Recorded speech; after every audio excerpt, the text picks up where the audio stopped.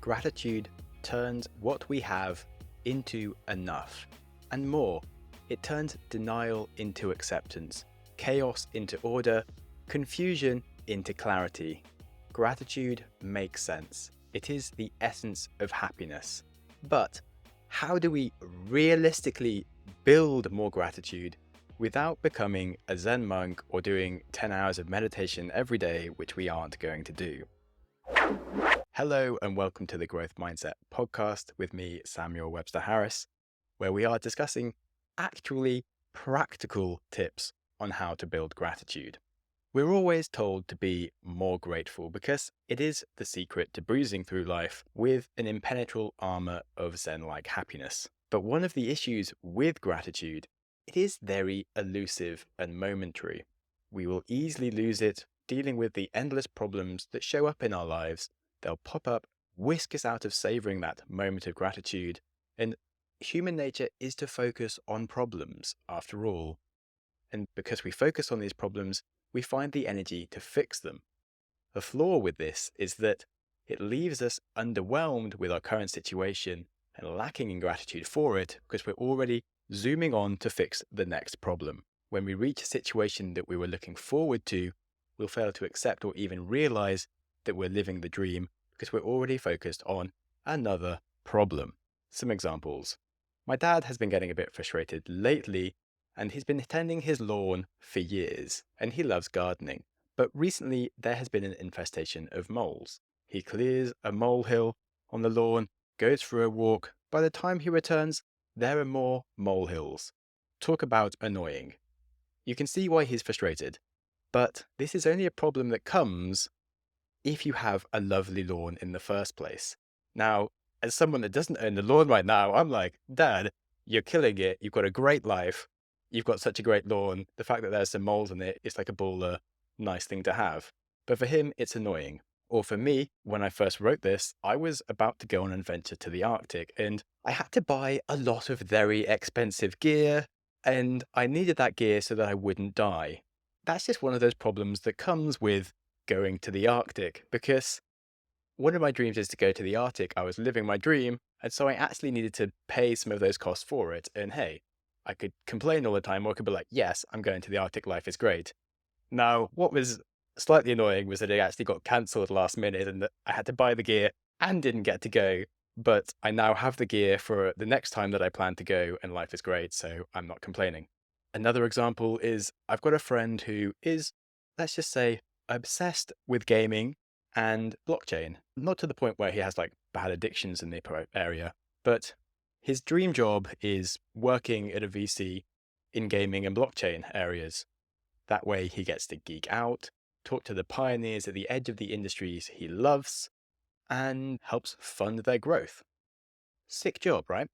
But he also gets a never-ending amount of emails every day along the lines of, I'm adding blockchain to my business, give me some money. And it's kind of the bane of his life because he just has to deal with all these annoying people trying to get money off him for just adding blockchain, even though they don't understand it, to a business that has nothing to do with gaming or what his fund invests in. And it's just like annoying, but then it's a problem that comes with doing the job of his dreams that he loves. You've maybe got the point by now, but I'll carry on.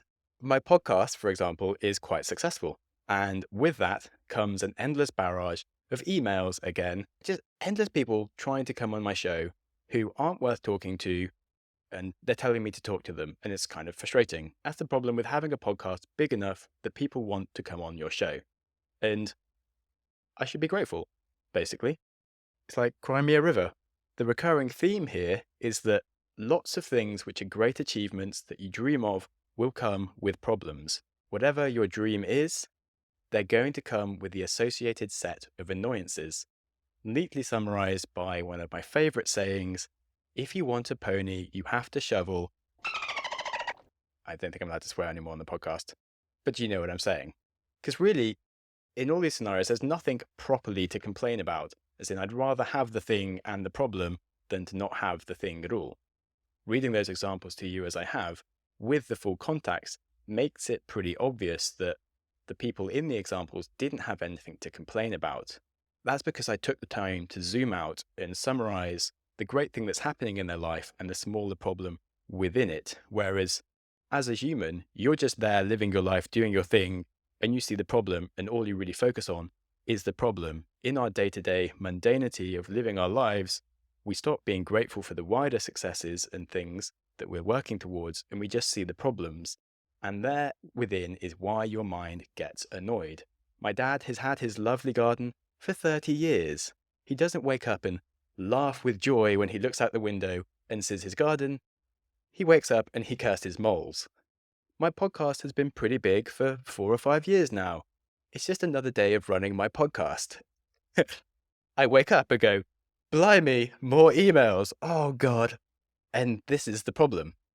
Our goal, of course, is to be a Zen-like happy idiot, but it's just not natural without zooming out to the bird's eye view and adding the context during these everyday moments of our life to keep ourselves grounded. We need some different mental models to help us. We need a way to stay grateful for the successes we are used to, even if it happened ages ago. How do you do that? Well, you can plan for the moment ahead by accepting that whatever you do will have negative sides. It's just a part of the nature of life and existence, and it'll only stop when you die. It's not depressing to think that there will always be problems, and it's not a cause to give up now. It's important to accept that whatever you do will have problems and stop pretending that your life will be one fairy tale with nothing to ever get annoyed with. When you accept that, you can start thinking about the problems that will occur in your life that you actually want to have. Because if you have big ideas for your future dreams, there will be bad sides to them. So think about what those bad sides are and what they will be. Add those bad things to the list of things in your dream picture that you're looking forward to. And you can genuinely make a list of problems that you want to have. Because when those problems arrive in your life, then it's a very different experience. Instead of being annoyed at these problems, it's a sign that you're being successful and you've achieved your dreams. Instead of getting super frustrated when these little problems arise, you'll get to think how awesome you are. Because damn, you're now so much more of a baller than before you had this problem. It's so cool that you finally have this problem. Instead of thinking, I can't wait to have my podcast with 1 million downloads, you should also include, I can't wait to have a podcast so popular where my email gets ruined by a barrage of people chasing me to be on my show. How cool would that be?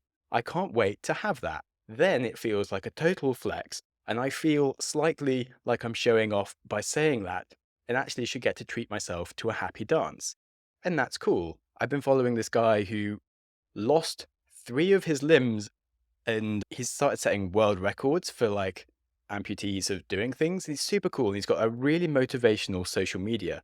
He's grown his account lately. He's just like past like 50,000 followers. And up until now, he hadn't had any like negative comments, but he started to get a lot more hate speech on his account because he's just got such a bigger following. And instead of feeling down, he's like, you know what, guys, I'm killing it. I've got so many more followers that there's people now chasing me, trying to make me feel bad. And it's just a sign that he's successful enough that there's people like hating him. Because if you do well on social media, you're going to have haters. There's no point posting anything on social media unless at some point one of your goals is to start having haters, because they're going to appear. And if you let them drag you down, that's a problem. Instead, it should be part of the list of the problems you want to have. It's a sign of how much success you're having. And a really important one that I think people really miss is we really can't wait to find that awesome someone that completes us in our life that we can share our life with. But when we think about that, we should always include, I can't wait to share my life with a human that has flaws I have to deal with probably every day. Because when that happens, you can be like, damn, I am so lucky that I am the one that this person has chosen to dump all of their personal on. Because God, I am so special that they want to put this crap on me. And then you can feel happy about these things as opposed to like, oh, this person's an idiot. Why do I always have these problems? Because that's just part of the nature of relationships and spending lots of time with someone. So ultimately, we can unlock our happiness. We can be Zen-like idiots, and we can have gratitude despite the barrage of problems in our life, because they will always be there. And if we plan for them, we'll actually be grateful for them. Instead of losing our gratitude in the moment, we can see the positive side of our current reality. We can savor the whole experience and the beauty within the moment. We can wear our complaints as a badge of success and be truly grateful for our situation. And we don't have to do it with meditating for 10 hours a day.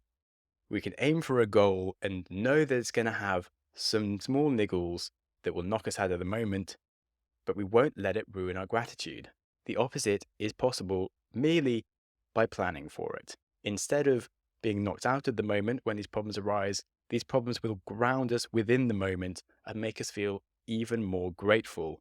And we can be genuinely weird and that strange, happy Zen idiot that we've always wanted to be. Now, there are many levels to Zen mastery, and I think modern day enlightenment could be classed as the point where, instead of cursing dodgy Wi-Fi, you're reminded how amazing it is to live in the age where you can easily stream information between devices all over the world. And if you could reach that level of happiness, even when your Wi-Fi is sometimes not working, then I think you've reached the point of enlightenment and you are the Buddha. And I still haven't got there, but I'm getting close. And it's really nice to write these things. And I hope that this sort of podcast has helped you. Remember, the general idea is that you can always find a way to nudge your reactive emotions of negativity towards happiness instead of anger, irritation, or disappointment. You can find things to be grateful for. It's just a matter of logic and working it out. And it's a journey, and any small improvement on that journey is an important step, and don't beat yourself up about it.